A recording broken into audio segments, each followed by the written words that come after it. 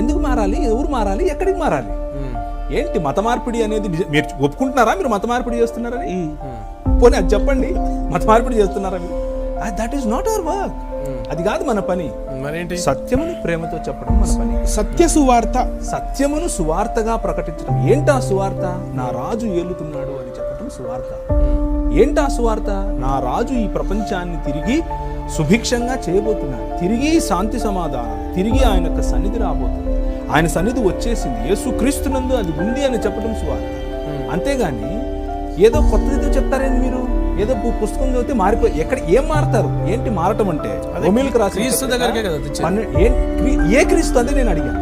ఏ క్రీస్తు దగ్గరికి తెస్తున్నారు మీరు? రోమీయులకు రాసిన పత్రిక 12 ఏం చెప్తుంది? మీ మనసు మారి రూపాంతరము చెందటము వలన. ఏంటి మనసు మారి రూపాంతరం చెందటం అంటే శివునిలో యేసుప్రభుని చూడమా, రామునిలో యేసుప్రభుని చూడమా? ఏంటా అది? మత మార్పిడి. అవసరమా నీకు అది? మత మార్పిడి ఎందుకు నీకు? అట్లా నీ మనసు మారి రూపాంతరం చెందాలి. ఎలా రూపాంతరం చెందాలి? ఒక మనిషిని మనిషిగా చూడాలి. ఒక స్త్రీకి ఇవ్వాల్సినటువంటి స్థితిని స్త్రీకి ఇవ్వాలి. సమాజంలో ఎక్కడ శాంతి స్థాపన జరగాలి అక్కడ శాంతి స్థాపన జరగాలి.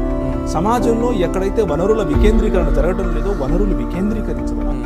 దేవుని యొక్క సన్నిధిని అన్ని రంగాల్లో అన్ని చోట్ల చూడాలి.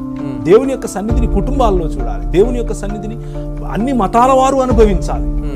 ఇది కదా మన సువార్త. ఇదేంటి కొత్తగా మళ్ళా?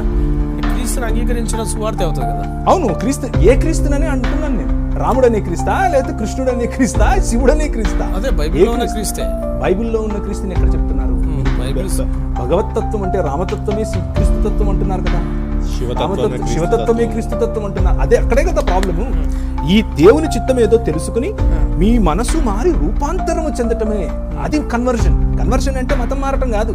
మతం మారటం ఇదిగో ఇలాంటి వాళ్ళు ఇలాంటి పుస్తకాలు రాసి మతం మారుతున్నారు. క్రైస్తవ సమాజం మొత్తం తీసుకుంటాం. క్రైస్తవం అనేది ఒక మతమే కదా. ఇప్పుడు అపోస్తల కార్యంలో వారు మొదట క్రైస్తవులు అనబడిరి అని ఉంది. అవును. ఎవరు? శిష్యులు.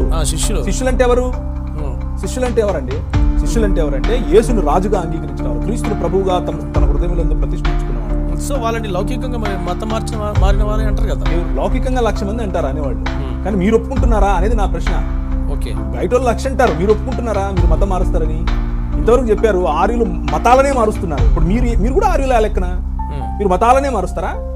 మతాల పైన అంటే ఇప్పుడు శివుని పైన ట్యాగ్ వేసి ఇప్పుడు క్రిస్టియన్ శివుడు అని చెప్తారా, రామశివుడు అని చెప్తారా, అయితే క్రీస్తు శివుడు అని చెప్తారా, క్రీస్తు క్రిస్టియన్ అని చెప్తారా, క్రిస్టియన్ దాన్ని ఏమంటారు కృష్ణ ద క్రిస్టియన్ అని చెప్తారా? ఏంటి అంటే ఈ హైజాకింగ్ మోడల్ ఏ సనాతన ధర్మం అయితే చేస్తుందో అటువైపే మీరు వెళ్తున్నారు. అదే నా బాధ కూడా.